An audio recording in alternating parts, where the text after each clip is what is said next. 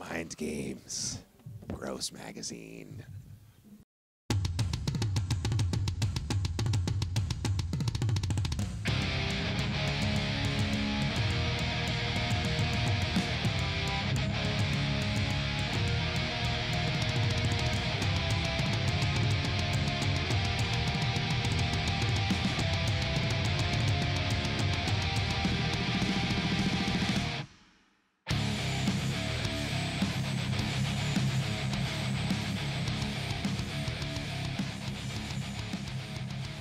Hey, what's up? It's RyMo from Slightly Stoopid. You're watching Gross Magazine.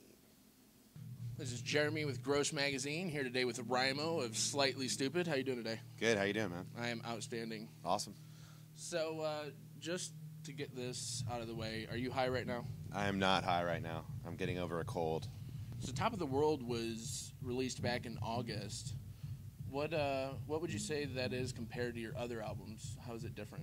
I guess it's a little different in that the recording process was quite a bit different from what we had done in the past, in that we had built our own studio in San Diego about 2 or 3 years ago, and we basically took our time recording. We didn't have the $1,000 a day and 3-week deadline or whatever over our heads. So we kind of took our time. We had like different groups of guys coming in, kind of more casual sessions, and the end result was Top of the World. So you guys will be headlining a show in Denver around the first Cannabis Cup in the United States. How do you feel about that? That's right, yeah. 420 with Cypress Hill and Tribal Seeds, who we're playing with here tonight. Awesome. And yeah, we're stoked. We've done Red Rocks about 5 or 6 years in a row now, and it's one of our favorite places to play. So what better day? How much weed would a weed chuck if a weed chuck could chuck weed? Depends on how stoned he was. That's fair. So what's coming up for Slightly Stoopid for the rest of 2013? Just a lot of touring. You know, we're on the road really consistently, 6 to 7 months out of the year. And so we've already done, this is our second tour. We're about midway through. We've got another tour immediately following this one, basically through the month of April. And then May and June are a little bit slower. July and August we'll be right back on the road on a headlining tour. And then we're talking about going overseas at the end of the year. So we're staying busy for sure.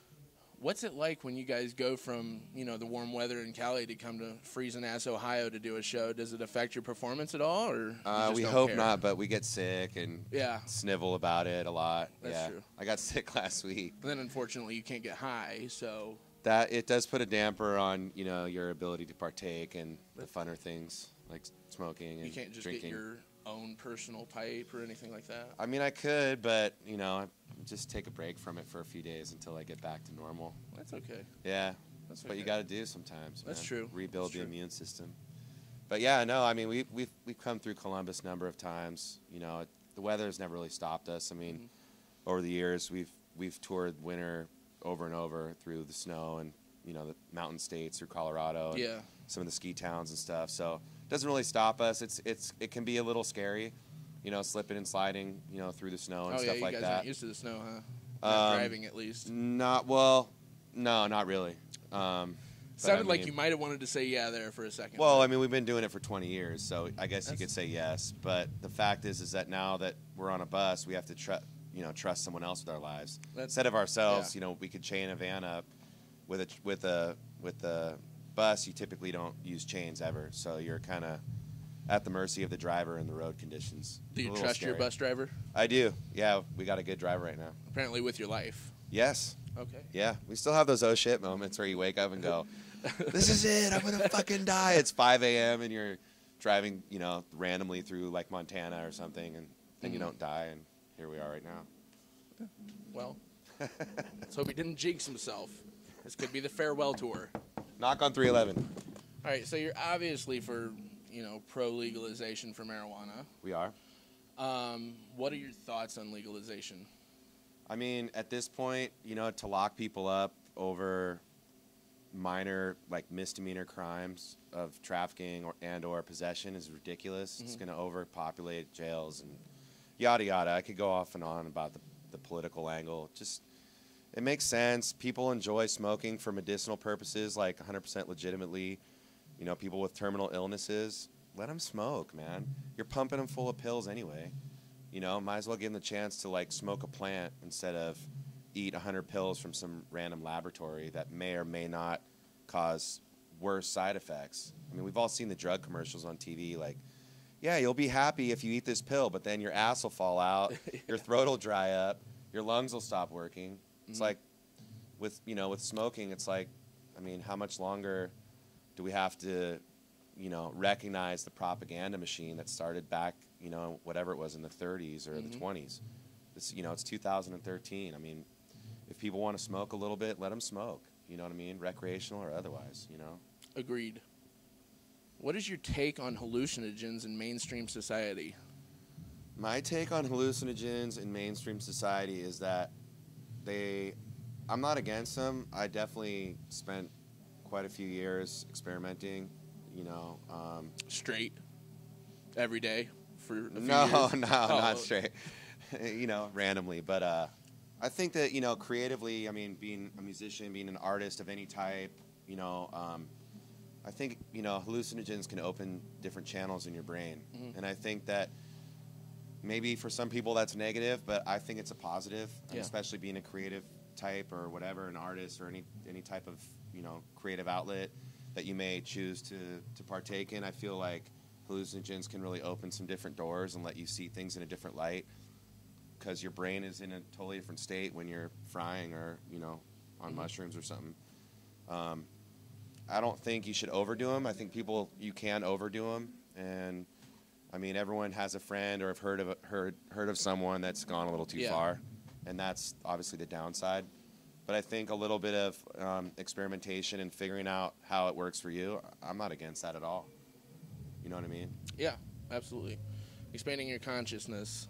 Yeah, definitely. Expanding your consciousness, your creative outlets, you know, you know, you're kind of testing your brain's limits a little bit, you know, depending on what you do. And yeah, I'm not against it at all. I think, you know, as long as you get to a point where you can, you know, you get to a certain level and then you're able to walk away from it and still function in society, then I think then it's cool, you know. Absolutely. Well, I'm going to think of a word, and I have a pre-thought word already that goes with each one of these words. Okay. I need you to give me the first word that comes to mind when you think of it. Pipe. Smoke. Copper. Seedless. Chronic. Watermelon. Weed. Marijuana. Dandelion. Vaporizer. Clean. Vicks Vaporizer. Marley. Bob. Marley and Me, the movie from 2008 starring Owen Wilson. Nice. Grass. Smoke. I am talking about the grass that covers about 20 to 40% of landmass of Earth.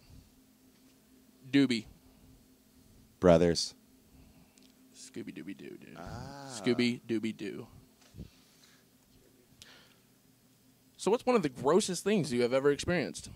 You know, I had to dig deep for this one, man. But a few years back, we were pounding drinks post-show, little summer barbecue action, and I had to fucking puke really bad. So I puked into a cup and was so drunk that I actually drank from the cup a couple minutes later. What?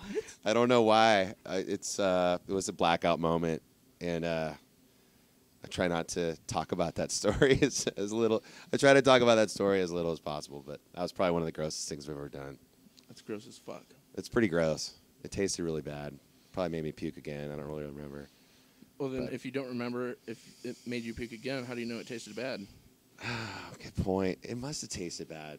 Vodka and acid, stomach acid, like beer mix, bad road food. There's a lot of things that I've had drunk that tasted really good that shouldn't be. Just saying. Just saying.